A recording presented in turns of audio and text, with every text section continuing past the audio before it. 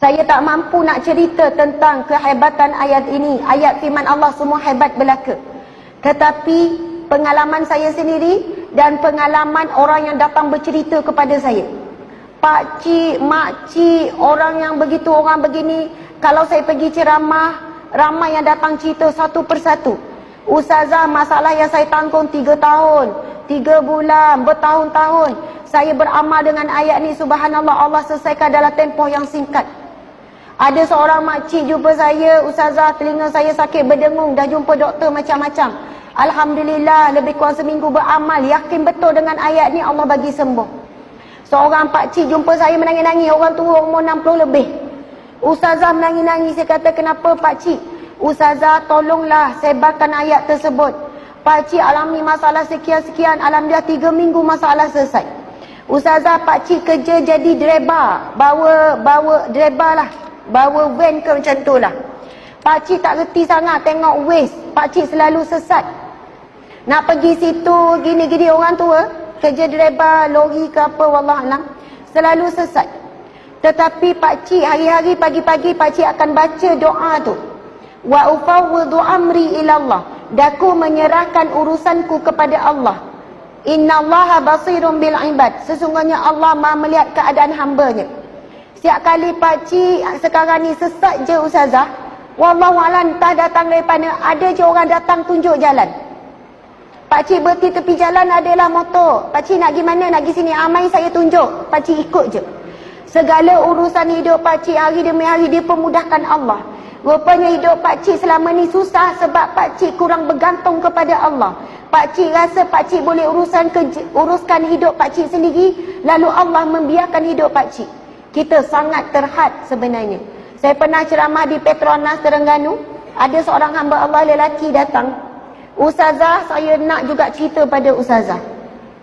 Saya dah hampir letak jawatan berhenti kerja. Sebab apa? Saya ada penyakit tekanan mental, iaitu anxiety, depression. Saya nak tinggalkan keluarga saya, anak isteri saya semua saya nak tinggalkan. Saya tak boleh jumpa manusia, saya tak boleh jumpa orang, saya hilang keyakinan diri, ketakutan yang melampau. Saya rasa saya nak menyendiri. Saya dah pergi jumpa pakar sakit jiwa. Saya jumpa ustaz itu, ustaz ni, saya makan ubat untuk tekanan mental dan sebagainya. Walaupun orang kata anxiety ataupun depression bukan tidak terlibat tentang iman. Ini hari ni orang kata tak terlibat dengan keimanan. Ia adalah semata-mata penyakit jiwa. Perasa atau tidak, pernyataan ini cuba memisahkan. Pisahkan daripada roh ataupun rohani. Masya Allah. Yang cik ni cakap, Ustazah, Alhamdulillah, saya hari tu Allah izinkan dengar ceramah Ustazah tentang ayat surah Ghafir ayat 44. Wa ufawwidu amri ilallah innallaha basirun bil ibad. Saya ulang-ulang ayat tersebut. Sebelum itu ada orang kata, ulang istighfar 1000 kali. Saya istighfar Ustazah, saya selawat dan sebagainya. Tapi kenapa tak beri kesan, baru saya faham. Sebab saya selawat, saya istighfar tanpa saya yakin betul-betul kepada Allah Subhanahu Wa Taala. Tapi bila saya ulang-ulang ayat tu, dan Ustazah pesan supaya baca dengan maksud, dan baca bukan jumlah yang banyak, yang penting serah bulat-bulat kepada Allah. Bila saya baca wa ufawwidu amri ilallah, daku menyerahkan urusanku, kesakitanku, masalahku kepada Allah. Innallaha basirun bil ibad. Sesungguhnya Allah Maha melihat keadaan hamba-Nya. Bila saya ulang-ulang Ustazah, masuk ke dalam hati saya. Doktor pakar sakit jiwa, dia cuba rawat saya, tapi dia tak tahu bagaimana sakitnya saya. Saya terangkan, dia memang faham, tetapi dia tak boleh rasa apa saya rasa. Isteri saya menangis tengok saya sakit, tetapi isteri saya tak faham bagaimana saya sakit. Tak tahu nak cerita bagaimana perasaan saya. Tapi bila saya sebut innallaha basirun bil ibad, sesungguhnya Allah Maha melihat keadaan hamba-Nya, ketika itu saya boleh rasakan Allah sangat memahami saya.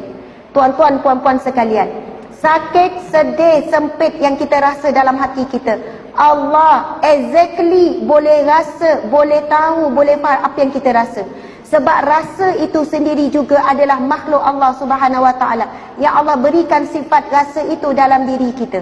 Bila kita sebut innallaha basirun bil ibad, Allah Maha melihat, Manusia boleh lihat kita sakit, doktor boleh bagi ubat untuk kurangkan kita sakit, tapi doktor tak boleh rasa sakit yang kita alami. Tapi Allah betul-betul boleh rasa. Allah betul-betul maha mengetahui. Bukan Allah rasa, tapi Allah mengetahui bagaimana sakit kita. Jadi ayat itu sebenarnya ia membantu kita tawakal penuh kepada Allah Subhanahu Wa Taala. Di sana ulama menyebutkan selama mana seorang hamba berdoa dengan yakin kepada Allah, tak ada ragu-ragu sedikit pun, selama itu doa pasti akan dimakbulkan oleh Allah Subhanahu Wa Taala. Masalah kita hari ini, contoh kita berdoa, ya Allah, berilah hidayah kepada suamiku agar dia pergi solat berjemaah 5 waktu di masjid. Tapi terlintas dalam hati kita, ada harapan ke? Faham tak? Kita ada rasa ragu-ragu. Ya Allah, jadikanlah anakku sekian-sekian. Nampak jalan tak anak? Suami pun sama ada ragu-ragu. Tentang bab rizki pun sama. Ya Allah, kurniakanlah rizki yang barakah melimpah ruah. Macam ni je hidup, macam tak ada harapan ni. Masya Allah. Bila ada ragu-ragu, masuk jarum syaitan. Apabila kita tidak yakin dengan Allah, kita tak betul-betul serah bulat-bulat kepada Allah Subhanahu Wa Taala. Allahu Akbar. Dan kalau kita perhatikan hadis Nabi, golongan yang masuk syurga tanpa dihisap, tanpa diazab, ada 4 ciri. Salah satunya adalah mereka yang bertawakal penuh kepada Allah Subhanahu Wa Taala. Jadi insya-Allah para muslimin muslimat sekalian, dan insya-Allah selepas ini cubalah beramal dengan surah Ghafir ayat 44. Ada orang cari surah Ghafir ayat 44 tak keluar, sama surahnya surah Al-Mu'min. Wa ufawwidu amri ila Allah. Kita boleh tak baca sama-sama? Insya-Allah. Bismillahirrahmanirrahim. Wa ufawwidu amri ilallah. Innallaha basirun bil ibad. Sadaqallahul azim. Daku menyerahkan urusanku, kesakitanku, masalahku, ujianku, kesebitanku, kebimbanganku, kerisauanku, kesedihanku kepada Allah. Sesungguhnya Allah Maha melihat keadaan hamba-Nya. Amin ya rabbal alamin. Sadaqallahul azim. Subhanallah.